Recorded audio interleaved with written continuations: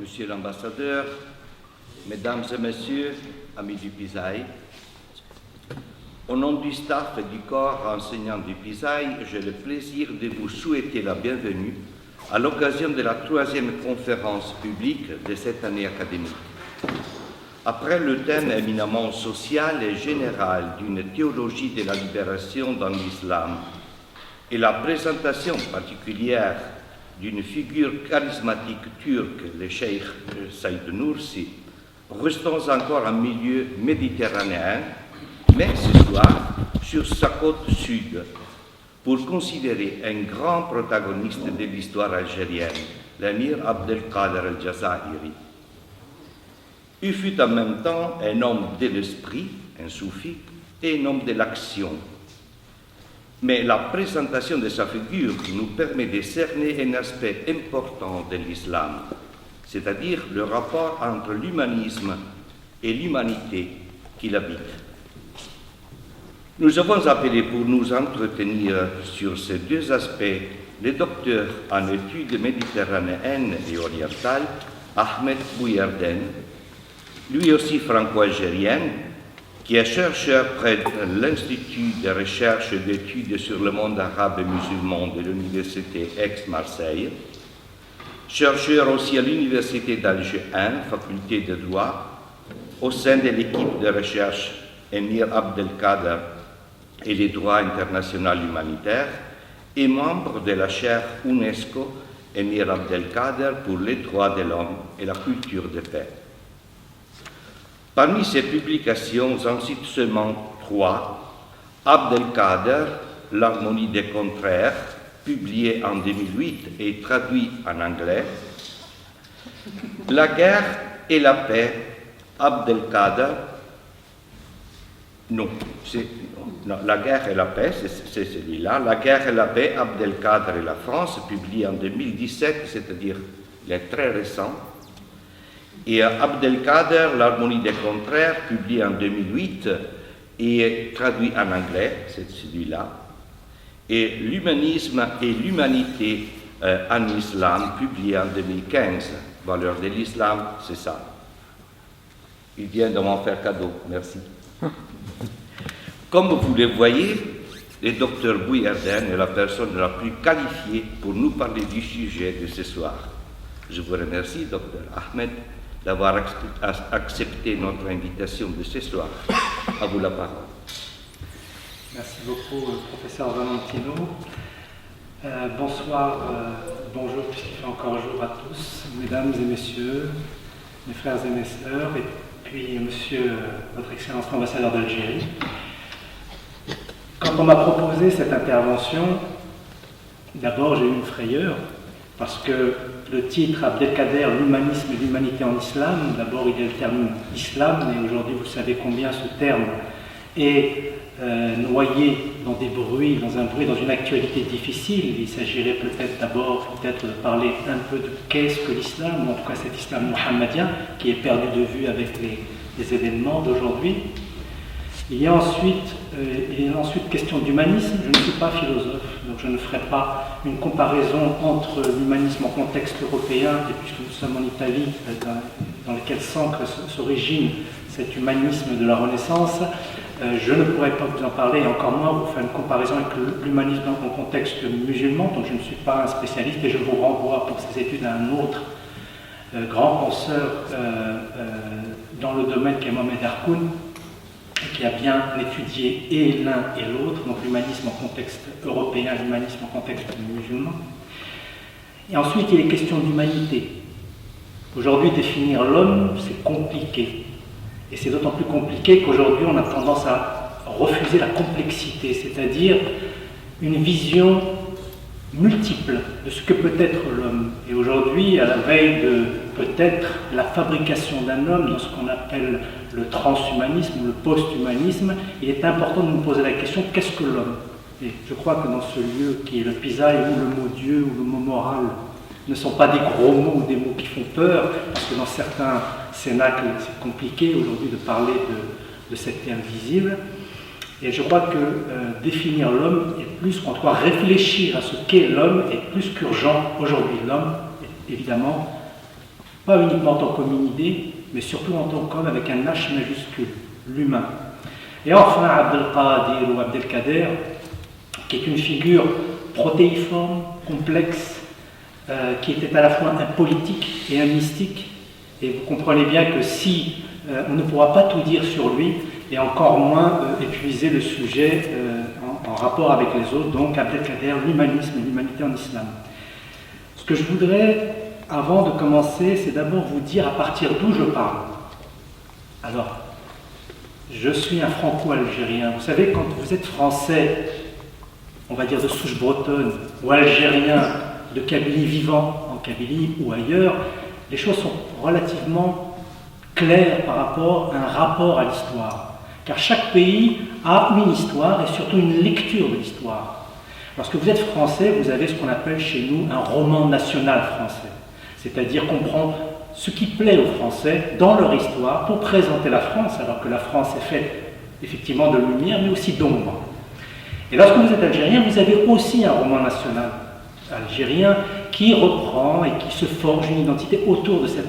Mais lorsque vous êtes franco-algérien, où vous situez-vous? Qui êtes-vous? Comment concilier ces romans antagonistes, ces histoires, ces mémoires conflictuelles? Donc je suis un franco-algérien né en Algérie, avec une histoire personnelle difficile, surtout celle de mes parents, de mes grands-parents, la guerre d'Algérie, les souffrances, les morts, les tortures, l'exil, l'immigration, le racisme, même quand on ne l'appelait pas comme ça, mais les discriminations, et aujourd'hui je vous laisse imaginer tous les débats autour de l'islam qu'il faut assumer et essayer d'apaiser autant que faire se peut. Alors, comme je l'ai dit, je ne vais pas vous donner une définition de l'humanisme, je ne suis pas philosophe, je vais essayer de vous parler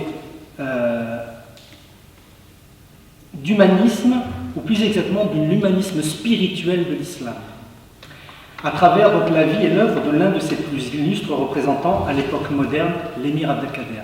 Encore une fois, il est important pour moi de dire que je ne pourrai pas parler de tout, puisque le temps est compté et que le sujet est riche. Alors, commençons par le commencement et tentons de définir ce qu'est l'humain en islam. Qu'est-ce que l'humain? Alors, pour ne pas nous perdre sur une notion aussi complexe qu'ambivalente, nous avons choisi de nous axer sur l'humanisme comme une éthique de comportement, une éthique du rapport à l'humain avec un H majuscule. Et précisément, pour définir cette forme d'humanisme, il nous faut nécessairement faire un détour par la définition de l'homme. On ne peut pas parler d'humanisme sans parler de l'humain, de l'homme, avec un H majuscule toujours. On est dans l'être. Il ne s'agit pas de l'homme et de la femme, mais de l'homme avec un H majuscule, l'être humain. Alors, qu'est-ce que l'homme selon les sources scripturaires de l'islam? L'homme, ou plus précisément l'être humain, dans le sens plus juste en anglais de human being, parce que dans human being en anglais il y a l'idée d'un processus, une évolution, une réalisation. On devient humain, donc il y a un travail à faire, dont l'archétype en islam est l'Adam primordial, qui tient une position centrale dans la cosmogonie islamique. Et c'est le Coran, éclairé par la tradition prophétique, hadith, qui nous donne le substrat de la définition de l'être adamique, de sa raison d'être et de la place qu'il occupe dans l'ordre cosmique. Merci. La création de l'Adam primordial. Sur le plan physique, le Coran pose qu'Adam est constitué de poussière, Torah, d'argile sèche, salsal, et plus précisément d'une argile crissante extraite d'une boue malléable. Je cite là le Coran. Certains commentateurs musulmans font dériver le nom d'Adam de Adamat al-Ard, c'est-à-dire créé à partir de la surface de la terre. Le Coran précise que cette motte d'argile fut ensuite modelée par les mains de Dieu en une forme harmonieuse. Adam est donc constitué de matière dense et corruptible. Mais ce corps physique est également constitué d'une substance métaphysique. Dieu a en effet insufflé dans le corps adamique de son souffle, esprit, Ruh, spiritus. Retenons pour l'instant ceci, la nature complexe et paradoxale de l'être adamique qui est constitué de réalités opposées. Le palpable et l'impalpable, le grossier et le subtil, le bas et le haut. La composante terre caractérise son humilité ontologique, humus, et le souffle, spiritus, son élévation. À sa mort, la matière dont il est constitué retourne à la terre et l'esprit qui l'anime réintègre l'esprit universel, al-nafs al-kulliya. Alors, la place et la fonction d'Adam et des fils d'Adam, Banu Adam. Alors, sur le mode métaphorique, dans un temps qualifié de pré-éternité, Azal, le récit coranique pose ainsi l'élection de l'Adam primordial. Et là, je vais citer un passage du Coran. Lorsque ton Seigneur confia aux anges, je vais établir sur la terre un lieutenant, Khalifa, ils dirent, vas-tu y désigner un être qui y mettra le désordre et répandra le sang quand nous sommes là à te sanctifier et à te glorifier?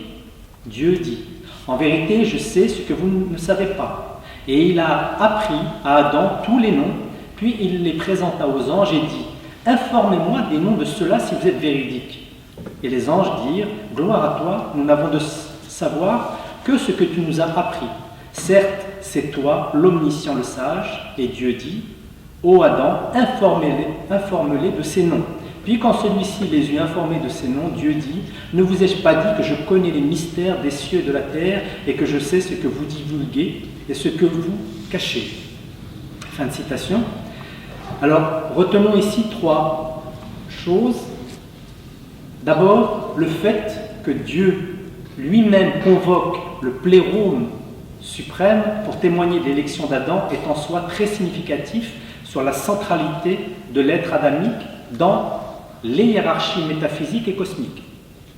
Ensuite, que parmi d'innombrables créatures, c'est l'homme qui est investi par Dieu du titre de Khalifa, c'est-à-dire de lieutenant, celui qui tient le lieu, ou le locum, je le prononce mal, locum tenens, la racine donc latine du terme lieutenant. Donc locum tenens sur terre, dans le sens de représentant substitut. Donc l'homme, avec un H majuscule, comme le représentant substitut de Dieu sur terre. Enfin, que cette élection est un mystère pour les anges eux-mêmes.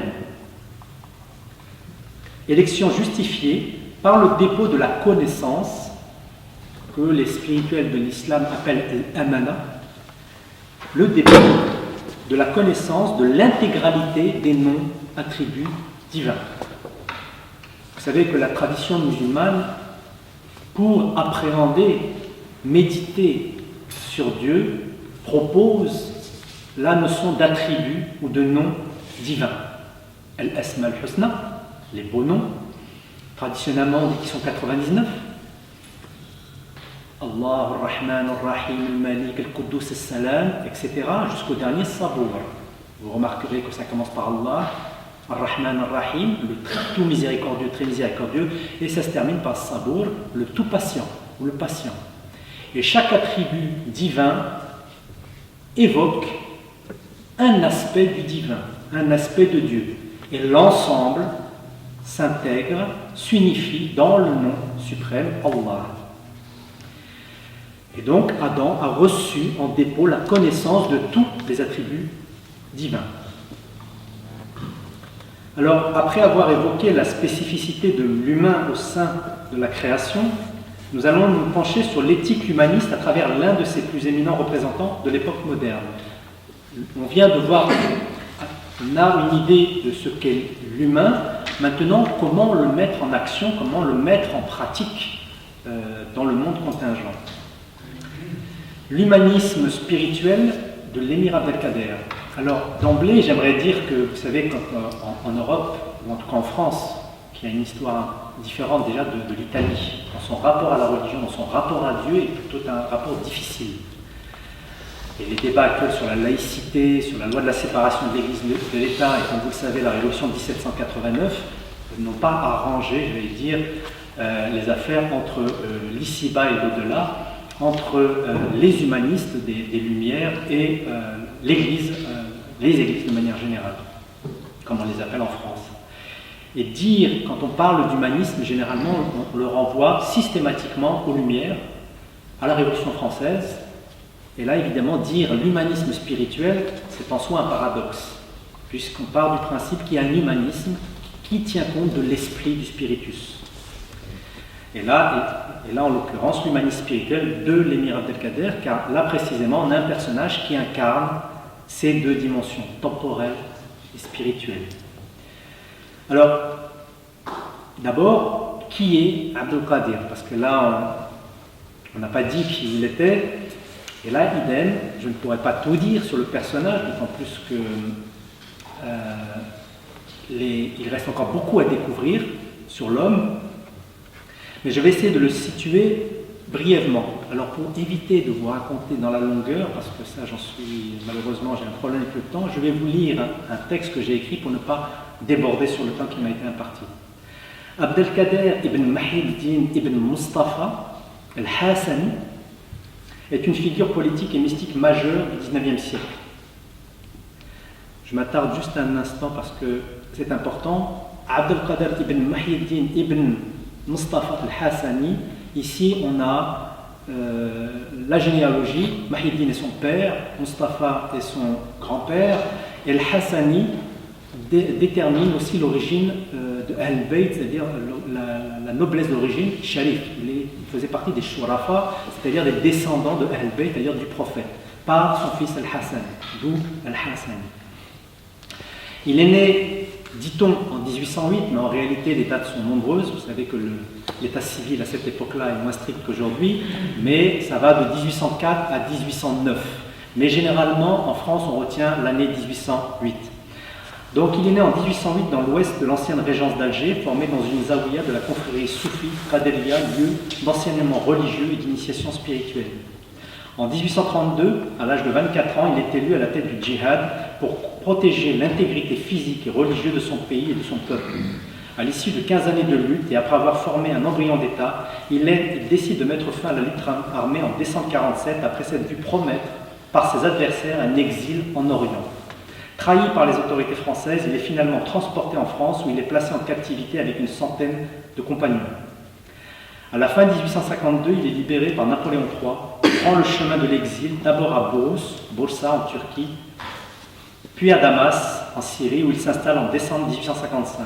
Il commence alors une nouvelle vie consacrée aux études religieuses et à la praxis spirituelle. Il se distingue en 1860 par le sauvetage des chrétiens de Damas, à la suite duquel il reçoit plusieurs décorations du monde entier. En 1863-64, il effectue le grand pèlerinage, le Hajj, dans le Hajjaz, tournant décisif dans sa vie spirituelle. Désireux de tisser des liens et curieux de l'avancée des technosciences, il fait plusieurs séjours en Europe en 1865, 55, 65 et 67 pour assister aux expositions universelles et industrielles, notamment à Londres, à l'été 65. À l'automne 1869, il est officiellement invité à l'inauguration du canal de Suez, chantier du siècle dont il a été un fervent promoteur auprès des populations musulmanes. Au cours de son exil en Turquie, il rédige Rappel à l'intelligent, avis à l'indifférent, Dikrat al-Aqil, achevé en 1855 et traduit en français par Gustave Dugas en 1858. Dans les années 1860, à Damas, il compose le livre des Alt, Kitab al-Mawaqif, qui représente un véritable témoignage de son expérience spirituelle qui fait d'Abdelkader une figure mystique, spirituelle majeure de la modernité. Il s'éteint à Damas au printemps 1883. Il est inhumé près du tombeau maqam du cheikh soufi andalou Muhyiddin bin Arabi, dont il a été un héritier et le premier éditeur moderne. Alors parce que la pensée et l'action d'un individu s'ancrent dans une éducation et un contexte, il est important de nous attarder sur le terreau religieux spirituel d'Abdelkader. Parce que c'est précisément son terreau, son héritage, la transmission qu'il a reçue de son père, j'allais dire de toute cette généalogie, qui va expliquer, éclairer son action par la suite. Alors, sur quoi précisément se fonde l'éthique humaniste d'Abdelkader?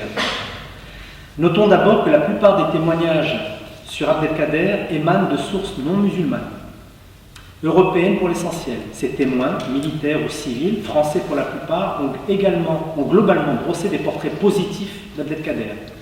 Mais dans la plupart de ces témoignages, il ressort clairement une méconnaissance totale de l'islam de manière générale et de sa profondeur spirituelle en particulier.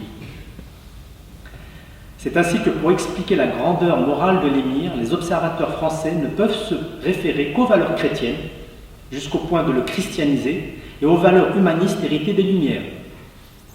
On a été jusqu'à écrire qu'il était à l'étroit dans la tradition mohammedienne, et que ses attitudes exemplaires s'expliquaient par les nombreux contacts qu'il a eus avec les Français et la civilisation française.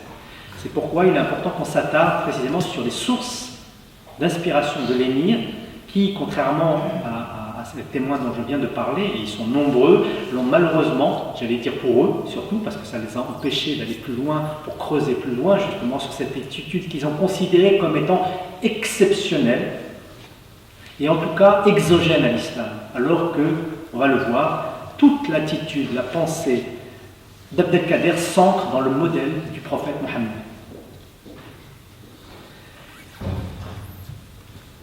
Alors, cet ancrage de l'émir Abdelkader, on peut résumer, c'est une manière de l'aborder, dire qu'elle est à la fois, elle est double. Il y a d'abord double qui est résumé par le premier pilier de l'islam qui, vous savez, est l'attestation de foi, ou plus exactement les attestations de foi, shahadatain, ashhadu an la ilaha illallah wa ashhadu anna Muhammad rasulullah, j'atteste qu'il n'y a de Dieu que Dieu et que Mohammed est l'envoyé ou le messager de Dieu. Et ça, pour moi, cette attestation de foi, ce cœur du cœur, la notion de tawhid est profonde, c'est vraiment l'ancrage double de l'émir. Alors un double ancrage donc dans la ilaha illallah et Muhammad rasulullah. Toute l'existence de l'émir Abdelkader est en effet ancrée, enracinée dans le principe d'unicité, dans le tawhid, cœur du cœur de l'islam. L'autre point d'ancrage de l'émir est le messager Mohammed dont il a fait un modèle et une source d'inspiration intégrale. Il n'y a rien chez Abdelkader qui sorte du modèle mohammedien. Il était tellement pétri par les valeurs islamiques qu'un témoin européen de l'époque dira de lui qu'il était cuirassé par le Coran. Cuirassé par le Coran. Évidemment, ce témoin était protestant et a essayé d'évangéliser Abdelkader. Et ayant essayé, il a bien vu que c'était compliqué parce qu'Abdelkader connaissait, on va dire, son Coran, à la fois par la tête et par le cœur. Alors, retenons ici que ce double ancrage représente le principal prisme qui permet une compréhension juste de l'éthique et de la spiritualité de l'émir Abdelkader. Si on ne comprend pas cela, on ne peut pas mesurer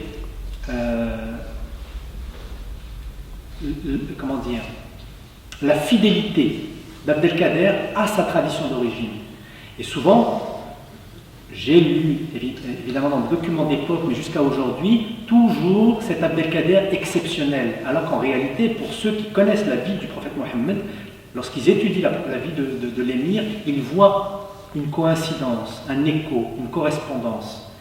Et c'est d'autant plus intéressant pour moi, c'est que j'ai retrouvé certains auteurs, notamment français, je pourrais ici citer Louis Veuillot, entre autres, qui était extrêmement clair sur le sujet, dans lequel, d'une part, dans un texte, il va critiquer le prophète Mohammed avec tous les stéréotypes habituels dans le contexte de la chrétienté de manière générale, et de l'autre côté, louer Abdelkader comme un grand modèle. C'est-à-dire qu'il y a une distinction entre l'original, qui était Mohammed, et, j'allais dire, le disciple, qui était Abdelkader, le mohammedien par excellence. Et donc là, il y a un véritable paradoxe qui est très intéressant, puisque Abdelkader va créer un choc de la représentation. C'est-à-dire que tout à coup, dans cet Occident dominateur, civilisateur du milieu du 19e, voilà que surgit un modèle musulman. Un modèle qui ne va pas uniquement l'être pour les musulmans, mais aussi pour certains témoins européens. Mais sur quoi donc est fondée l'éthique islamique mohammedienne? Alors, cette éthique islamique ou mohammedienne, question qui nous amène à nous interroger sur la notion de rahma, miséricorde. Là, pour comprendre cette éthique d'Abdelkader, le meilleur moyen est de le voir à travers le prisme de la miséricorde, la rahma. Rahma, on le traduit généralement par miséricorde, mais je le dis souvent à certains amis, lorsqu'on me dit le mot pain, en arabe c'est khobz. Sauf que quand je pense khobz, je n'ai pas la même odeur que le mot pain. Le mot pain me renvoie à la baguette française, le mot khobz me renvoie à ma grand-mère qui faisait le pain. C'est le même mot, mais ce n'est pas le même rapport, si vous voulez. Et là, en l'occurrence, entre rahma et miséricorde, c'est la même chose. C'est-à-dire que rahma évoque quelque chose et miséricorde évoque quelque chose qui s'y apparente, mais qui n'épuise pas le mot rahma. On pourrait dire compassion, on pourrait dire maternité, on pourrait dire chaleur, on pourrait dire protection, on pourrait dire générosité, etc. Et je pense qu'il y a suffisamment de très bons arabes ici pour savoir que rahamim, rahma, renvoie à un monde de sens important. La miséricorde al-Rahma, source de l'éthique islamique. Sans vouloir faire de l'esprit, nous pourrions dire qu'en islam, hors de la miséricorde, il n'y a point de salut. Ou plus radicalement encore, que sans la miséricorde, il n'y a pas d'islam tout court. Moi, je l'affirme. Alors, sur quoi je me base pour affirmer cela? Je donne quelques éléments, encore une fois, d'autres que moi pourrais développer ici, mais je pense que le temps là, nous oblige à synthétiser. C'est par son nom de miséricorde que Dieu a enseigné le Coran. Un nom qu'il s'est prescrit à lui-même, indique un autre verset. Wallah kataba ala nafsihi ar-rahma. C'est Dieu qui s'impose, qui se prescrit la miséricorde. Une primauté de la miséricorde qui concerne l'intégralité des niveaux de l'être, et ce jusqu'à figurer sur le trône divin. Ainsi, une tradition dit que sur le trône divin est inscrit « Ma miséricorde l'emporte sur ma colère ». Selon Ibn Arabi, ce hadith qui affirme la précédence de la miséricorde universelle, Ar-Rahma al-Amma, implique l'impossibilité de l'éternité des châtiments infernaux. Comme Dieu, comme il est inscrit sur ce trône divin que la miséricorde l'emporte, ou précède le courroux ou la colère de Dieu, Ghadab, pour Ibn Arabi, ça signifie que le châtiment, la damnation ne peut pas être éternel. Sur les 99 attributs noms de Dieu traditionnels, plusieurs font référence à la mansuétude, comme on l'a dit tout à l'heure, donc parmi lesquels figure donc le très miséricordieux, on l'a dit, Ar-Rahman, le tout miséricordieux, Ar-Rahim, qui figure en première position. Important. Wallah Ar-Rahman Ar-Rahim. Après Allah, c'est Ar-Rahman Ar-Rahim. Tout cela est important.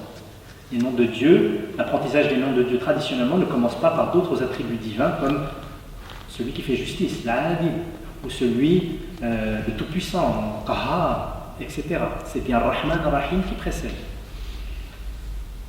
Ce sont aussi ces deux noms qui introduisent chaque sourate du Coran par la formule consacrée Bismillah ar-Rahman ar-Rahim. Là, il est important de rappeler que toutes les sourates commencent par cette formule, par le nom de Dieu, le très miséricordieux, tout miséricordieux. Qu'est-ce que ça veut dire que de lire le Coran par le nom miséricordieux? Au nom de Dieu. Ça veut bien dire qu'il faut s'imprégner de l'esprit de miséricorde pour lire le Coran. Autrement dit, si dans la lecture nous traversons des passages qui sont de l'ordre de la rigueur, donc des versets difficiles,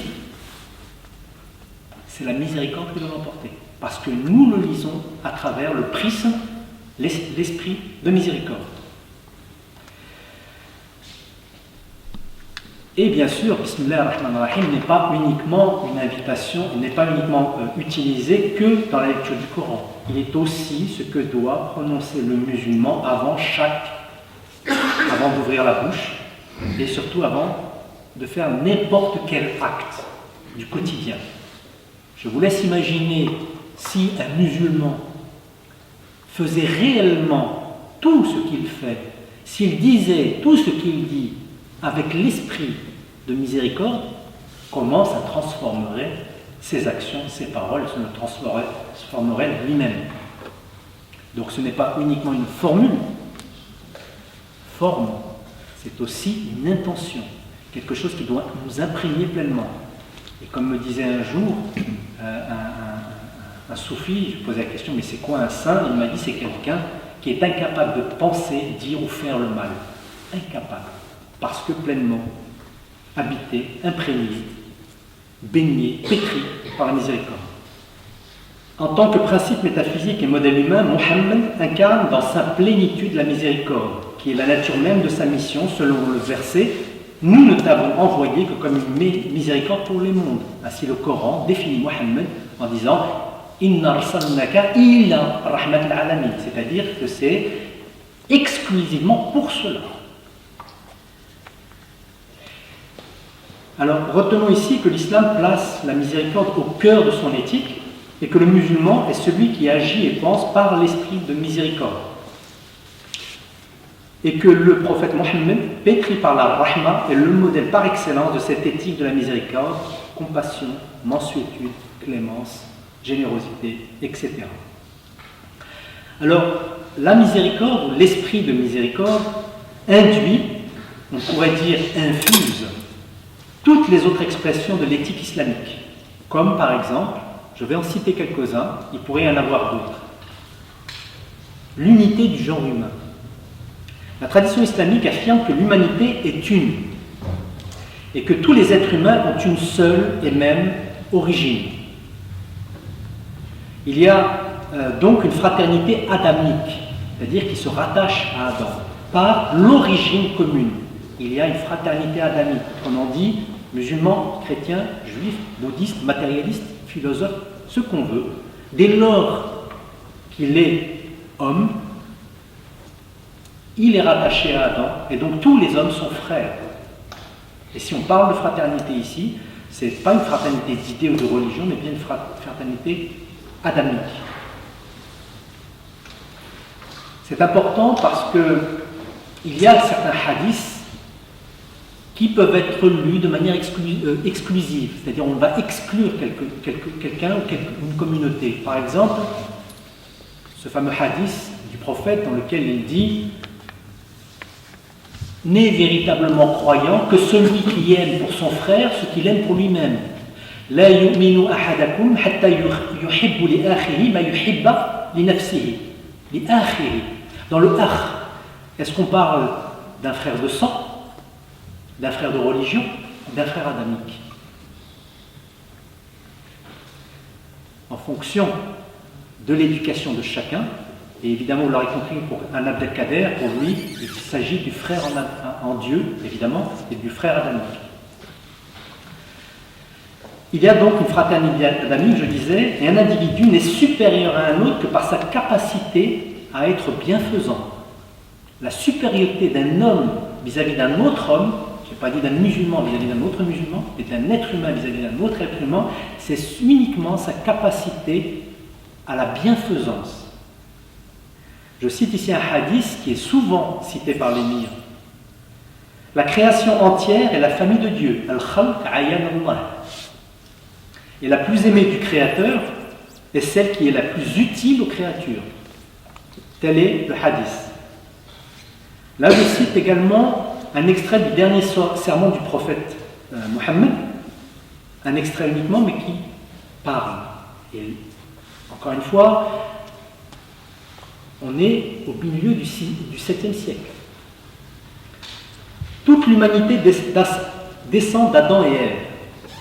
C'est ce que nous dit le prophète dans ce dernier sermon. Un arabe n'est point supérieur à un non-arabe. Et un non-arabe n'est point supérieur à un arabe. Et les blancs ne sont point supérieurs aux noirs, de même que les noirs ne sont point supérieurs aux blancs. Aucune personne n'est supérieure à une autre, si ce n'est en piété et en bonnes actions. Piété et bonnes actions. Encore une fois, cet extrait, ce passage, cette parole du prophète, dans les sources qui sont très anciennes, dites au milieu du... Aujourd'hui, ça nous paraît presque évident, parce qu'aujourd'hui, on a des retours, une réminiscence, des vents mauvais qui soufflent et qui veulent remettre à l'ordre du jour des choses qu'on pensait avoir dépassées. Mais disons que là, au 7e siècle, on a une parole forte. Et évidemment, Abdelkader connaissait cette tradition du prophète. Une unité donc du genre humain dont la ramification multiple est considérée comme une miséricorde. Une éthique de la pluralité, toujours dans cet esprit de miséricorde, une éthique de la pluralité. Dieu a voulu la profusion renouvelée à chaque instant du monde. Wahuwa, nous dit le Coran, kullu yawm fi shan. L'islam, qui tout en affirmant l'unicité de Dieu, qui parmi le noms qu'il a c'est Al-Ahad, Al-Wahid, a posé la multiplicité des formes, des cultes, des cultures, la multiplicité des formes culturelles, mais on pourrait aussi dire esthétique, etc., comme l'expression de la miséricorde, générosité divine. C'est parce que Dieu est El-Karim, le généreux, qu'il a voulu la multiplicité. Je cite un passage du Coran qui est sur ce point très clair. À chacun de vous, nous avons accordé une loi et une voie. Si Dieu l'avait voulu, il aurait fait de vous une seule communauté. Mais il a voulu vous éprouver par le don qu'il vous a fait. Cherchez à vous surpasser les uns les autres dans les œuvres de bien. Votre retour à tous se fera vers Dieu. Il vous éclairera alors au sujet de vos différends. Alors, selon ce verset, Dieu a créé l'humanité plurielle pour lui faire vivre l'expérience de l'altérité. Parce qu'on peut se poser la question, pourquoi Dieu a voulu les êtres humains différents, l'humanité diverse, une seule et même origine, mais diverse dans son expression. Je l'ai dit, culturelle, philosophique, de caractère, etc., pour précisément l'expérience de l'altérité. Et si compétition il y a, c'est par la ferveur et la bienfaisance, l'expression du bien et de la bonté. Encore une fois, ce verset est clair, un être humain ne peut se distinguer d'un autre que par une seule chose. Qu'est-ce qu'il fait? Qu'est-ce qu'il a fait? Et ce qu'il a fait est-il bon, pour le bien? Et au cœur de cette éthique de la bienfaisance, il y a le respect du vivant. Autre point intéressant qui peut être développé, qui est le respect de la vie, respect de l'autre. Un des 99 noms ou attributs de Dieu est Al-Hayy, le vivant. C'est-à-dire que c'est de ce nom attribut que chaque créature tire sa propre substance de vie. Un maître soufi, un maître spirituel disait un jour que si on enseignait à un enfant que la vie qui le porte, la vie qui porte le chat, la plante, la fourmi, c'est la même vie, alors il ne se sentira pas séparé de cette vie et il respecterait cette vie. Il respectera en tout cas mieux cette vie. Donc toute vie tire sa substance vitale du nom attribut Al-Hayy, le vivant. Par extension, porter atteinte à une vie, c'est porter atteinte au vivant, et donc à Dieu. La vie, comme émanation du vivant, est donc sacrée. On pourrait ici parler de sacralité du vivant. Et d'ailleurs, aujourd'hui, que l'homme prend conscience des dégâts qu'il commet sur Terre et de la possibilité qu'il a de se détruire X fois, et de se détruire lui et toute forme de vie, là même précisément de plus en plus, on le voit avec le développement d'une forme d'écologie politique, mais le souci est ancien déjà, commencer à peut-être donner une place juridique au vivant, quel qu'il soit. Une dimension juridique au vivant pour mieux le protéger. La vie comme émanation du vivant est donc sacrée, et les exemples sont nombreux, mais là je ne citerai ici que 2 références scripturaires. Le Coran d'abord, sourate 5, verset 32, « Celui qui sauve un seul homme est considéré comme s'il avait sauvé tous les hommes. » Et un hadith, 2 hadiths, pardon, « Le musulman est celui dont on ne craint ni la langue, ni la main. » Autrement dit, le prophète dit clairement ici que n'est musulman que celui dont on ne craint ni la langue ni la main. Je vous laisse imaginer le nombre de gens qui se revendiquent de l'islam aujourd'hui et de cet islam violent qui ne serait pas reconnu comme musulman si on s'en tient à ce hadith. Ou encore, né véritablement, je l'ai cité tout à l'heure, croyant que celui qui veut pour l'autre ce qu'il veut pour lui-même.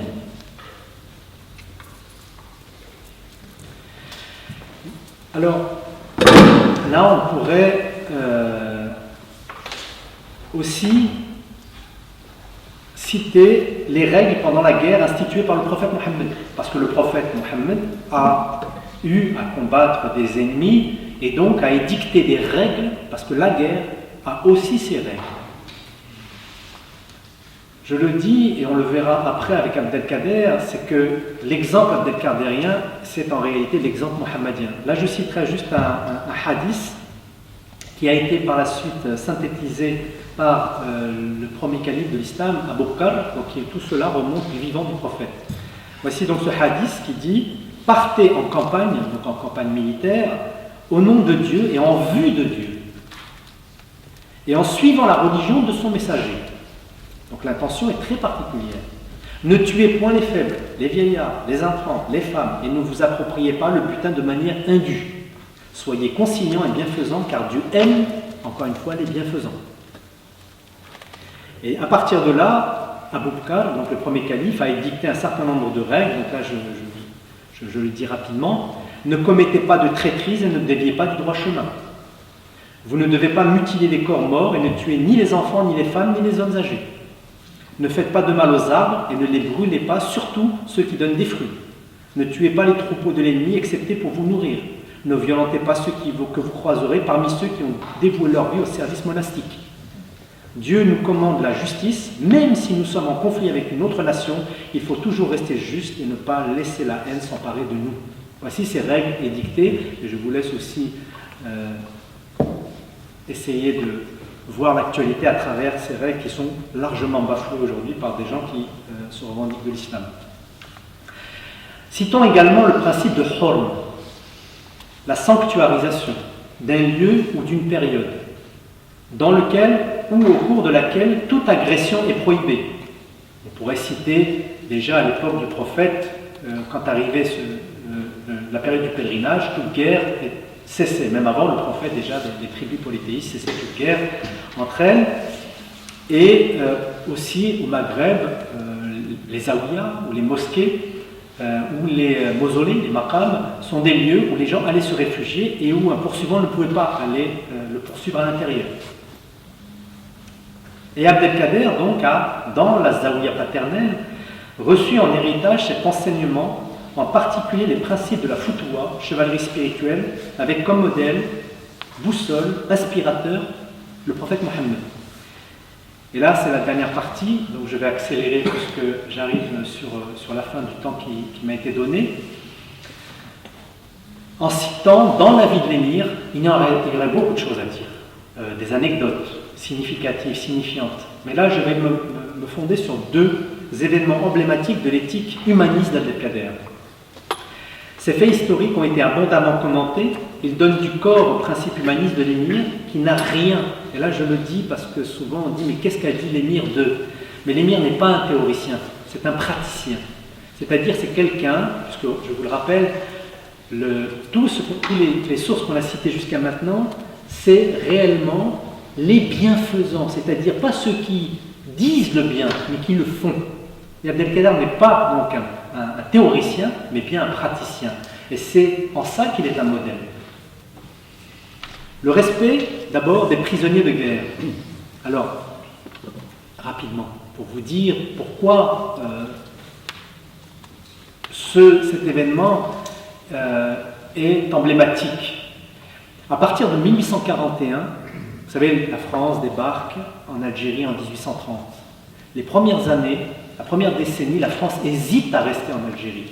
L'opinion française est partagée.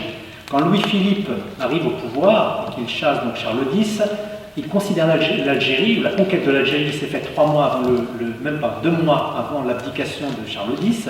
Charles X pensait qu'il allait être sauvé éventuellement par cet événement. Finalement, Charles X abdique juste après avoir envoyé l'armée à la conquête d'Algérie.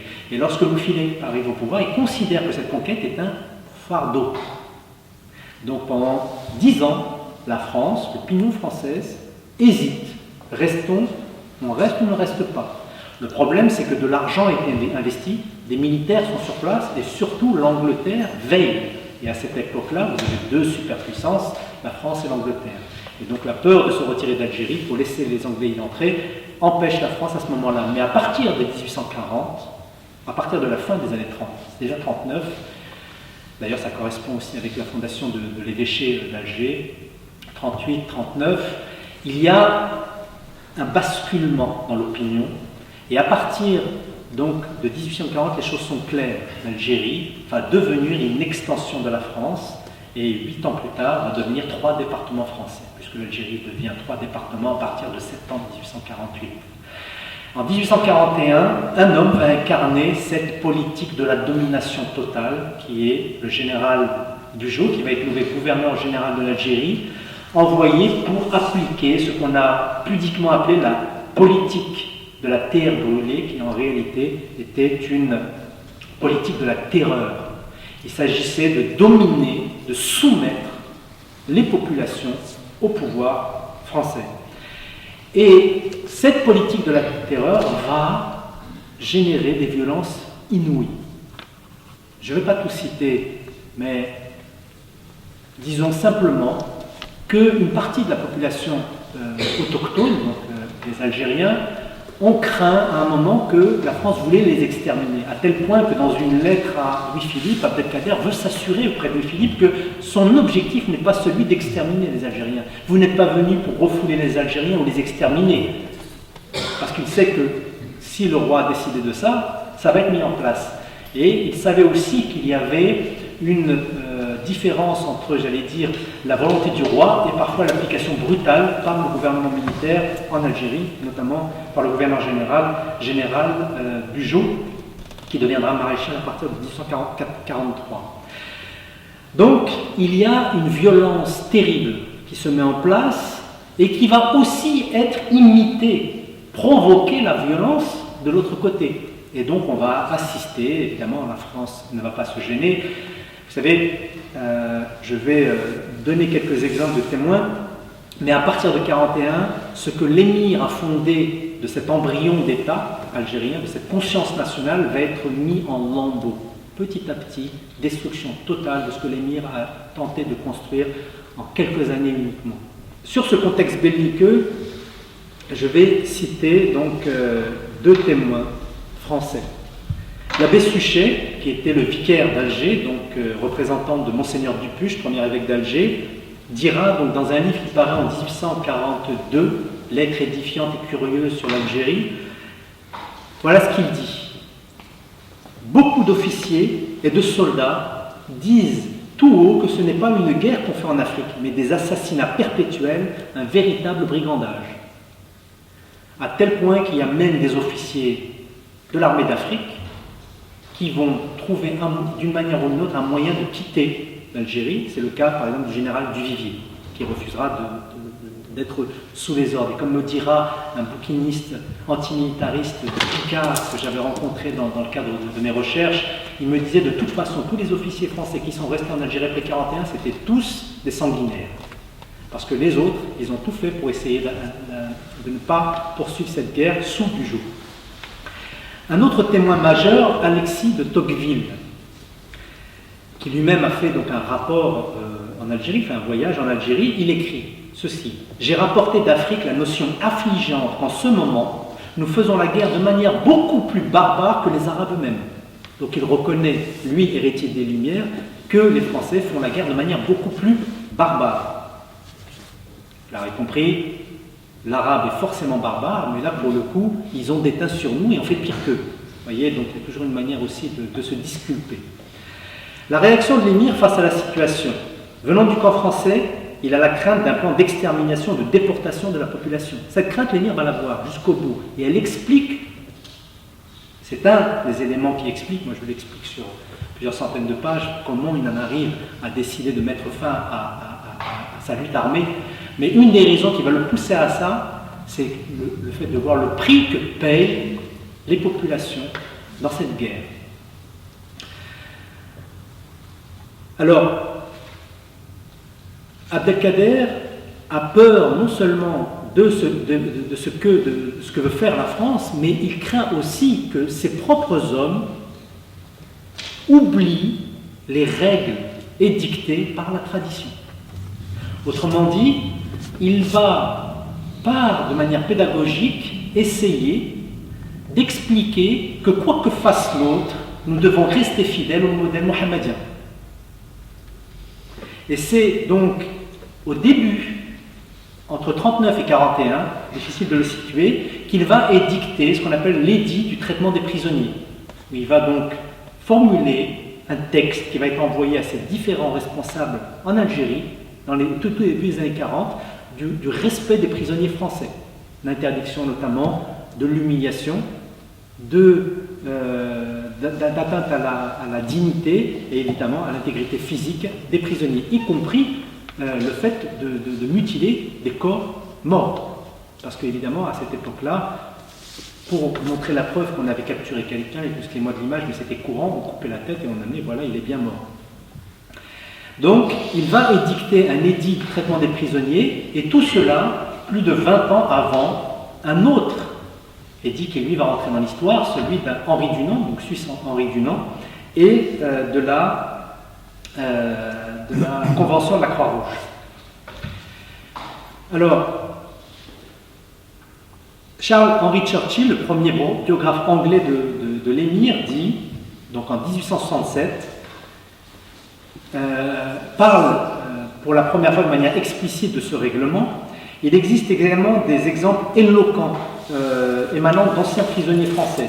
C'est le cas du capitaine Morisot, de la petite Marie, qui est reprise dans le livre de l'abbé Suchet, ou encore du soldat Michel, ou d'un autre trompette qui s'appelait Escoffier. Rien que vous parlez d'Escoffier, Escoffier va être fait prisonnier en 1843 à la bataille de Sidi Youssef.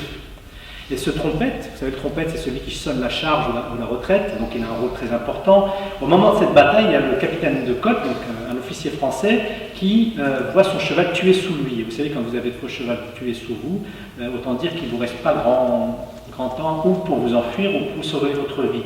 Et Escoffier va se sacrifier en donnant son cheval à son officier, qui rejoint les lignes françaises, et se faire prisonnier à la place de son officier. Suite à ça, Bugeaud, sur la demande de Bugeaud, Escoffier, Louis-Philippe décerne la Légion d'honneur à Escoffier, qui est envoyé dans le camp d'Abdelkader, et l'histoire raconte que c'est Abdelkader lui-même qui va la remettre au trompette Escoffier.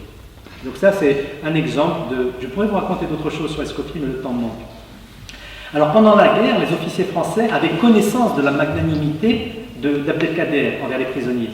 Monseigneur Dupuche, évêque d'Alger, dans un opuscule qu'il publie en 1949, cite le témoignage d'un officier français qui avoua, alors ça c'est un officier français, ça c'est intéressant, nous étions au courant de cette magnanimité d'Abdelkader, mais nous étions obligés de cacher cela à nos hommes, car s'ils avaient su l'attitude d'Abdelkader, ils n'auraient pas fait la guerre avec autant d'ardeur que nous le voulions. Vous voyez comment on peut, par l'humanité, la miséricorde, désarmer l'autre. Alors retenons juste ici la puissance d'évocation d'une telle attitude humaniste, demeurer humain au cœur même de l'horreur. Parce que être humaniste dans un salon parisien ou un salon romain, c'est la même chose, c'est facile. Mais rester, préserver son humanité au cœur de l'horreur, c'est autre chose. Et Abdelkader avait cette force particulière. Précisément parce que son ancrage, il était ancré. Ancré profondément. Soulignons que cet édit a été promulgué plus de 20 ans avant la première convention de Genève de 64 à l'initiative du Suisse Henri Dunant, qui donna par la suite naissance au CICR. C'est sur cette base que certains observateurs contemporains affirment que l'émir a été un des précurseurs du droit international. Il faut également souligner, et ça on le dit rarement, mais c'est important, qu'il n'est pas exclu qu'Henri Dunant, Suisse, je l'ai dit, qui a vécu dans une colonie suisse des environs d'Alger dans les années 50, à la fin des années 50. Henri Dunant était colon suisse en Algérie. Et ce qu'on ne sait pas non plus, c'est qu'il a eu un prix du Bey de Tunis pour un travail qu'il a fait sur l'hospitalité musulmane. Et tout cela avant les conventions de Genève et la fameuse bataille de Solferino qui va inspirer l'œuvre qui va avoir lieu donc une dizaine d'années plus tard. Donc c'est qu'une hypothèse, mais qui mériterait d'être approfondie. Henri d'Inan s'est-il inspiré précisément de la tradition mohammedienne, à travers l'émir Abdelkader, puisque forcément il a entendu parler du personnage. Alors maintenant, si vous permettez, puisque j'imagine qu'il reste 5 minutes, en 5 minutes, je vais juste vous lire un autre événement majeur de la vie de l'émir qui montre cet humanisme de l'émir. Je ne vais pas le commenter, je vais directement vous dire ce que j'ai écrit, et puis on aura le temps des questions pour les précisions. Les événements de Damas de l'été 60. Alors, un rappel rapide du contexte politique. L'Empire ottoman subit des crises multiformes, il est en voie de dislocation. À cette époque-là, on parle du grand homme malade de l'Europe. Vous voyez que comment la Turquie au XIXe siècle est considérée comme un État européen, ce qu'on va lui refuser au XXIe. Donc le grand homme malade de l'Europe, qui est l'Empire ottoman, est ici en crise. Une dislocation qui ne laisse évidemment pas indifférents les grandes puissances de l'époque. En tête, la Russie, l'Angleterre, la France, qui ont des politiques hégémonistes agressives. Une rivalité des luttes d'influence par communauté interposée, évidemment, il faut des représentants sur place pour cette hégémonie. Donc, parmi ces instruments, ces communautés instrumentées, il y a les uniates d'un côté, qui sont pris en charge par la France, vous savez, les orthodoxes par la Russie, qui se veut être la protectrice naturelle des chrétiens orthodoxes, et les Druzes qui, eux, sont protégés par les Anglais. Vous voyez, chacun a sa communauté pour essayer d'avancer ses pions. Alors, à l'issue de la guerre de Crimée, parce que les années 50, au milieu des années 50, il y a cette fameuse guerre de la Crimée, certains spécialistes ont dit que c'était peut-être la première guerre religieuse de l'époque moderne, puisque vous savez que la guerre de Crimée a opposé la Russie orthodoxe face à une alliance de la France catholique, de l'Angleterre anglicane et de l'Empire ottoman musulman. Donc vous avez la puissance anglicane, catholique et musulmane face aux orthodoxes.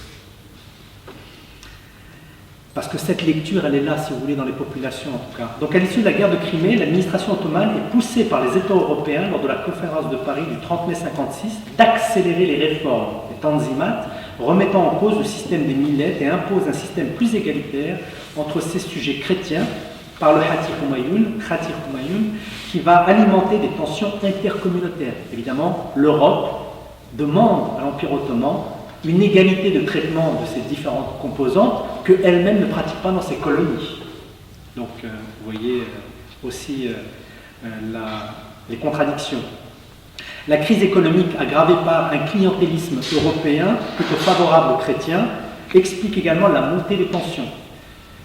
Évidemment, la France va beaucoup soutenir les chrétiens uniates, particulièrement maronites, au Proche-Orient, et cela va créer des tensions entre communautés, et il n'était pas rare, par exemple, devant une église catholique, d'avoir un drapeau français. Et donc, dans l'esprit des gens, il y a une confusion, précisément, entre le chrétien et l'européen, l'inter-européen. Et donc évidemment, il y avait une protection, mais en même temps, aux yeux des populations, des autres populations, notamment musulmanes et druzes, il y avait une forme de jalousie. Et en tout cas, de considérer, ça a été le cas des maronites, notamment déjà à cette époque-là, de la considérer comme étant des agents de l'Europe ou d'Occident au Proche-Orient. Vous voyez, déjà, vous parlant de ça, vous dites c'est drôle, ça me dit quelque chose par rapport à des événements plus récents. Donc des troubles intercommunautaires qui, je ne vais pas le raconter, mais déjà au milieu des années 40, il y a de graves troubles dans la montagne libanaise entre Druzes, ça part d'abord entre Druzes et Maronites, et puis le départ des réfugiés vers le faubourg de Damas. En 59, il y a des bruits déjà graves, des annonces graves. L'émir Abdelkader va déjà, puisqu'il est installé à Damas depuis la fin 55, déjà à cette époque-là va agir en écrivant à différents de ses connaissances, parmi les Druzes, mais aussi parmi les chrétiens et parmi les musulmans pour calmer les esprits. Malheureusement, la tension va aller crescendo jusqu'à l'été 1860 où, à la suite d'un incident de rue, va être l'étincelle qui va pousser à la mort plusieurs milliers de chrétiens. Alors rapidement, à l'époque, Damas est entre 120 000 et 150 000 habitants, 15 à 25 000 chrétiens, 5 à 6 000 juifs, 3 000 exilés algériens, important de le citer. Les émeutes se déroulent entre le 9 et le 16 juillet, mais les 3 premiers jours ont été les plus meurtriers, et il y aura entre 5 000 et 10 000 victimes, chiffre avancé 2 mois après les émeutes. Abdelkader, quelle est son action? Et vous allez voir que ça illustre tout ce qu'on a dit avant, et il l'explique. Il est installé avec sa famille depuis la fin 55. Il est essentiellement occupé à des œuvres de bienfaisance, à la praxis et à l'étude religieuse, praxis spirituelle et étude religieuse. Et dès l'année 59, il est déjà intervenu. Et ce qui est intéressant, c'est que dès le début des émeutes, il intervient mais sans armes. Il n'est pas armé. Au contraire de l'iconographie de l'époque, de 60, dans les journaux européens, on le montre en armes. Lui, son fils en tout cas, les petits-fils le dira par la suite, il n'était pas armé. Tout ça parce que précisément en 47, il jure de ne plus, et c'est un homme de parole, de ne plus porter d'armes. Et enfin, il va ouvrir sa maison, la maison des siens, et les transformer en asile pour les chrétiens. Donc ça va devenir un hurm, un sanctuaire inviolable. Et donc suite à cet événement, il va recevoir des décorations du monde entier, entre autres le Medjidiye de l'Empire ottoman, la Grande Croix de la Légion d'honneur, une décoration italienne, grecque, prussienne, et on va le voir souvent sur les photos de l'époque, à partir de 1965, avec toutes ces médailles reçues durant cette période. Cette image est très connue, on en parlera peut-être dans la rencontre demain plus, puisque je les projetterai, ces images, pour les commenter. Mais retenir juste ici une phrase, et je terminerai là-dessus. Pourquoi Abdelkader a agi ainsi envers des chrétiens au risque de sa vie, des siens, et surtout qu'il a été jusqu'à être traité par certains musulmans de mauvais musulmans ou de faux musulmans du fait qu'il a défendu des chrétiens. Et Monseigneur Pavie lui pose la question, et dans sa réponse, lettre-réponse, Abdelkader dit cela au deuxième évêque d'Alger, Monseigneur Pavie, qui lui avait écrit pour le remercier. Et elle résume toute l'éthique d'Abdelkader, et vous l'aurez compris, toute l'éthique de Mohammed, du prophète Mohammed. C'était un devoir de ma part, par fidélité à la loi mohammedienne, en arabe Sharia al-Muhammadiyya, et en vertu des droits de l'humanité, Huquq al-Insaniya. Car toutes les créatures sont la famille de Dieu, et les plus aimés de Dieu sont ceux qui sont les plus utiles à sa famille. Là, ici, le prophète. Et il est intéressant, et je vous laisserai la méditation, de voir comment l'émir aligne Sharia al-Muhammadiyya, la voie mohammedienne, et Huquq al-Insaniya. Donc, j'allais dire l'humanisme spirituel de l'islam, et l'humanisme tel qu'il se développe en son siècle. Je vous remercie.